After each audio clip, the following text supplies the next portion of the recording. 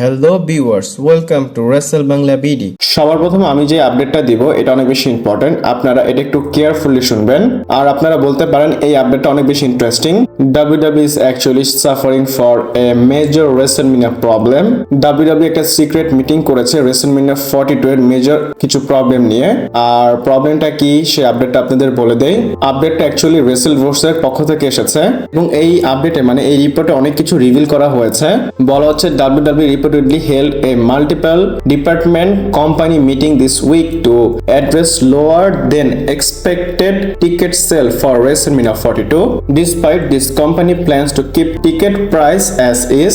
বলা হচ্ছে WWE এই সপ্তাহে মাল্টি ডিপার্টমেন্ট কোম্পানি মিটিং রেখেছে এবং এরা এই সপ্তাহে অনেক ডিসকাশন করেছে।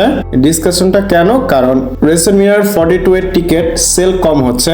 আর সেলটা কম কেন? তারা মনে করতেছে মানে তারা এক্সপেক্ট করতেছিল এর থেকে বেশি, এর জন্য তারা কম মনে করতেছে। এক্সাম্পল হিসেবে যদি বলি, তারা মনে করেছিল 10,000 টিকিট বিক্রি হবে, কিন্তু 5,000 টিকিটও বিক্রি হয়নি। তো এর জন্য তারা মিটিং করেছে। আমি বলবো তারা যে মিটিংটা করেছে তারা কি জানে না যে টিকিটের প্রাইস তারা আগে থেকে অনেক বেশি রাখতেছে। তো মিটিং এর পরেও তারা চাইলে টিকিট প্রাইস কম করতে পারতো। আমি বলবো WWE অ্যাকচুয়ালি সাফার করতেছে এই WrestleManiaর প্রবলেমকে নিয়ে। আর WrestleMania একটা গ্র্যান্ড ইভেন্ট, তারা এই টিকিটগুলো আগে বিক্রি করতে পারলেই তাদের জন্য ভালো। এবং আমি বলবো এখানে তাদের মেজর সুপারস্টারকে কম্পিট করানো উচিত। এবং এখানে অনেক ক্রাউড আছে, দুনিয়ার সবাই মানে যারা রেসলিং দেখে তারা WrestleManiaকে টিউন করে। আর WrestleManiaর জন্য তারা যদি অ্যাটেন্ডেন্সই না আনতে পারে তাহলে কিন্তু WWE এর যে স্টক সেটা অনেক ডাউন হয়ে যাবে। আমি বলবো আপনারা এক্সপেক্ট করতে পারেন WWE ক্রেজি কিছু করবে এই WrestleManiaর জন্য। এছাড়া আপনাদের আমি বলবো টিকিটের আপডেট মানে নাইট 1 এবং নাইট 2 এর জন্য কতটুকু টিকিট বিক্রি হয়েছে। এই রিপোর্টটা দেখার পর আমি WrestleTix-এর আপডেটটাও দেখেছি, তাই দুটো একসাথে আপনাদের বলতেছি। তো এই রিপোর্টে বলা হচ্ছে WrestleManiaর যে প্রথম ইভেন্টটা হবে ডে 1-এ, সেখানে অ্যাভেলেবেল টিকিট আছে 5,000-এর মতো। কারেন্ট সেটআপ ক্যাপাসিটি হচ্ছে 34,416 এবং কারেন্ট ডিস্ট্রিবিউট হয়েছে হচ্ছে 37,799টি। WWE 7 দিনের মধ্যে 835টি টিকিট বিক্রি করেছে। আবার নাইট 2 এর কথা যদি বলি, অ্যাভেলেবেল টিকিট আছে 5,187টি। কম্বো অ্যাভেলেবেল টিকিট আছে হচ্ছে 565টি। কারেন্ট সেটআপ হচ্ছে 43,416টি। টিকিট ডিস্ট্রিবিউট হয়েছে 37,654টি। 7 দিনের মধ্যে তারা বিক্রি করেছে 917টি। আমি বলবো আমার মনে হচ্ছে আরো 2 মাস বাকি WrestleMania হতে। এই 2 মাসে মাত্র 5,000 টিকিট বিক্রি করতে হবে। আমি বলবো এটা ভালো সেল, কিন্তু আমি বুঝতেছি না WWE কেন লো নাম্বার সেল বলতেছে। এবং আপনাদের জানিয়ে দেই এই পুরো স্টেডিয়ামে কিন্তু 60,000 লোক বসতে পারবে। আমার মনে হয় এই 5,000 বিক্রি করার পর তারা সেকেন্ড লট বের করবে, এর জন্যই তারা লো বলতেছে। আমি চাই WWE এমন ভাবে প্ল্যান করুক যেন আমরা রিটার্ন, ভালো একটা ফিউড, তারপর ডেবিউ দেখতে পারি, তাহলে WrestleManiaর জন্য অটোমেটিকলি হাইপ চলে আসবে। আপনাদের কি মনে হয় আমাকে অবশ্যই কমেন্ট করে জানাবেন। এরপর আমরা কথা বলবো ফিন বেলারকে নিয়ে। এবং WWE ফ্যানরা চায় CM পাঙ্ক আর রোমান রিন্সের ম্যাচে ফিন বেলারকে দেওয়া হোক। আমি এই বিষয়ে একটু বিস্তারিত আপনাদের বলবো। প্রথমে একটা লম্বা ইম্পর্টেন্ট আপডেট দিলাম, তো এইখানে আপনাদের যদি স্কিপ করতে হয় আপনারা টাইম স্ট্যাম্প থেকে নেক্সট আপডেটে যেতে পারেন। তো আমি যেহেতু বললাম CM পাঙ্ক এবং রোমান রিন্সের ম্যাচে ফ্যানরা চায় ফিন বেলার চলে আসুক, এমন না যে সব ফ্যানরাই চায়। এখানে 50-50 ফ্যান চায়, 50-50 চায় না। অনেকেই চায় ফিন বেলার যেন WrestleManiaতে অপরচুনিটি পায়, কারণ সে অনেক বছর ধরে ভালো বুকিং পাচ্ছে না, এটা আমরাও জানি। এবং অনেকে এইটাও বলতেছে CM পাঙ্ক রোমান রিন্সের ম্যাচে ফিন বেলারকে অ্যাড করে ফিন বেলারকে জিতিয়ে দাও। সে অনেক বছর আগে ইউনিভার্সাল টাইটেল রিলিনকুইশ করেছিল, তারপরে আর কোনো চ্যাম্পিয়নশিপই সে পায়নি।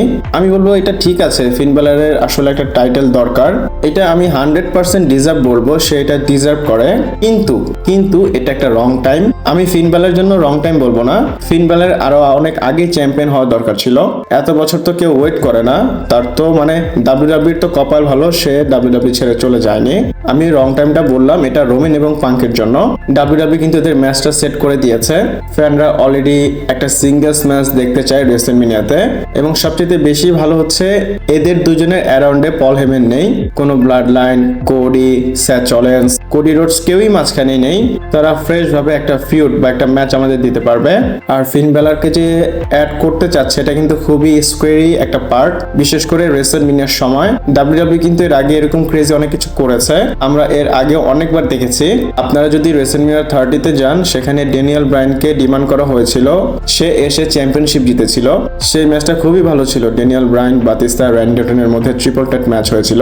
তারপর রেসেলমিনিয়া 37 দেখেন, সেখানেও ড্যানিয়েল ব্রায়ান অ্যাড হয়েছিল রোমান রেইনস এন্ড এজের ম্যাচের মধ্যে। হ্যাঁ, আমার মনে পড়েছে। আর এখন যদি ডিমান্ডটা এমন হয়, তাহলে পসিবল হতে পারে যে ফিন বেলার অ্যাড হবে। এবং ডাব্লিউডাব্লিউ কিন্তু আন্ডারডগের একটা স্টোরি প্লে করতে চায় রেসেলমিনিয়াতে, তো তারা অ্যাড করতেও পারে। আমি রিয়েলি হোপ এমনটা যেন না হয়। আমার ফিন বেলারের সাথে কোনো দুশ্মনী নেই, বা তাকে এমন না যে আমার অপছন্দ। আমি চাই রেসেলমিনিয়ার পরে সে যা করার করুক।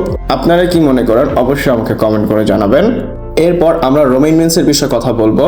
আর রোমান রেইন্সকে নিয়ে একটা পজিটিভ সাইন আছে, মেবি রোমান এবং পাঙ্কের ম্যাচের উইনার চেঞ্জ হতে পারে, কারণ রিসেন্টলি মানডে নাইট রয়ের ভিউয়ারশিপ খুব ভালো এসেছে। রিসেন্টলি মানডে নাইট রয়ের ভিউয়ারশিপ এসেছিল 3.15 মিলিয়ন। এটা লাস্ট টাইম জন সিনার যে লাস্ট র হয়েছিল সেই সময় এসেছিল। আর এই ভিউয়ারশিপটা কিন্তু রোমানের নেটফ্লিক্স নিজেরাই রিভিল করেছে। আর এই ভিউয়ারশিপ দেখে কোনো না কোনো ভাবে টিকো ইনফ্লুয়েন্স হবে। আর এটা কিন্তু রোমানকে একটা রাইটও দেয় যে দেখো, আমি এত ভিউয়ারশিপ নিয়ে এসেছি, তাহলে আমাকে চ্যাম্পিয়নশিপটা আমাকে চ্যাম্পিয়ন করলে ভালো হবে। আর whole point in this match, Roman Reigns আবার ডাব্লিউডাব্লিউ তে রিটার্ন করেছে এবং এত কষ্ট করে রয়্যাল রাম্বল জিতে টাইটেল পিকচারে এসেছে যেন সে টাইটেল জিতে আবার ডাব্লিউডাব্লিউ কে সেভ করতে পারে। আপনারা প্যাট ম্যাকএফির ইন্টারভিউ দেখলে হয়তো বুঝতে পারবেন, বা আপনারা হয়তো শুনেছেন রোমান রেইন্স কি বলেছে। ইভেন রয়্যাল রাম্বলের যে ব্লগটা এসেছিল রোমান রেইন্সের, সেখানেও সে সেম কথা বলেছে। আবার ওই দিক দিয়ে ভিউয়ারশিপও অনেক ভালো এসেছে। কোনো না কোনো দিক থেকে তো রোমান রেইন্স ডাব্লিউডাব্লিউ কে সেভ করতেছে, এবং সে যদি ওয়ার্ল্ড টাইটেল পিকচারে আবার চলে আসে, তাহলে ভিউয়ারশিপ আরো বেশি ইনক্রিজ হবে। তো এইসব দেখে যদি সে ডিমান্ড করে টাইটেল জিতবে, তাহলে টিকেও তাকে টাইটেল জিতাবে। ইভেন ডাব্লিউডাব্লিউর মধ্যে অনেক প্রবলেমও হচ্ছে, সেটা আপনাদের জানালাম। সবকিছু মিলে আপনারা 70% চান্স রাখেন রোমান রেইন্স ওয়ার্ল্ড টাইটেল জিতবে। আমার মনে হয় রোমান রেইন্স জিতবে। আপনাদের কি মনে হয় অবশ্যই আমাকে কমেন্ট করে জানাবেন। এরপর আপনাদের র্যান্ডি অর্টনের বিষয়ে বলবো এবং আপনাদের একটা ছবি দেখাই। আপনারা দেখেন 2 বছরে র্যান্ডি অর্টন কতগুলো মেজর পিলেতে হেরেছে। আপনারা হয়তো এখানে দেখতেই পাচ্ছেন, রয়্যাল রাম্বলে সে হারলো, তারপর এলিমিনেশন চেম্বারেও হেরে গেল, এবং রেসেলমিনিয়াতে লোগান পল, কেভিন ওয়েন্স এবং তার যে ম্যাচটা হয়েছিল সেখানেও খুবই ফানি ওয়েতে লোগান পল তাকে হারিয়েছে। তারপর ব্যাশ ইন বার্লিনে ওয়ার্ল্ড টাইটেলের জন্য গুন্থারের সাথে ম্যাচ হয়েছিল, সেখানেও গুন্থার খুব ইজিলি র্যান্ডিকে হারিয়েছে। তারপর সৌদি আরবিয়াতে কিং অফ দ্য রিং টুর্নামেন্টে গুন্থারের সাথে সে ফাইনাল ম্যাচ করেছিল, মানে কিং অফ দ্য রিং এর ফাইনাল ম্যাচ হচ্ছিল, এখানেও সে হেরেছিল। তারপর সে জন সিনাকে চ্যালেঞ্জ করলো টাইটেলের জন্য ব্যাকল্যাশে, সেখানেও সে হারলো, এবং নাইট অফ চ্যাম্পিয়নে কোডি রোডসের সামনেও সে হেরেছে কিছুদিন আগে। তারপর স্যাটারডে নাইট মেইন ইভেন্টে ফেটাল 4-এ ম্যাচ হয়েছিল, যেখানে Randy Orton, স্যামি gen, Damian priest এবং ট্রিক উইলিয়াম ছিল। যে জিতবে সে ড্রু ম্যাকিন্টায়ারকে চ্যালেঞ্জ করবে, এখানেও সে হেরে গেল। তারপর রয়্যাল রাম্বল সে লাস্ট টাইমে ছিল মনে হয়, হ্যাঁ লাস্ট 4-এ ছিল, সেখানেও সে হেরে গেল, মানে তাকে এলিমিনেট করা হয়েছে। আর এখন এলিমিনেশন চেম্বার হবে, এখানে আমরা দেখতে পাচ্ছি কোডি, এলি নাইট এবং র্যান্ডি অর্টন আছে, আরো 3 জন হয়তো সামনে গিয়ে অ্যাড হবে। তো এখানেও সে কি হারবে? তো আমার মনে হয় ট্রিপল এইচ যখন থেকে কন্ট্রোলে নিয়েছে, র্যান্ডিকে ওইভাবে পুশ দিচ্ছে না, তাকে এইভাবে বুকিং না করলেই আমার মনে হয় ভালো। আপনারা কি মনে করেন আমাকে কমেন্ট করে জানাতে পারেন। ভিডিওটা এই পর্যন্তই ছিল, ভালো লাগলে লাইক, কমেন্ট, শেয়ার, সাবস্ক্রাইব করে পাশে থাকবেন। পরবর্তী ভিডিওতে আবার দেখা হচ্ছে।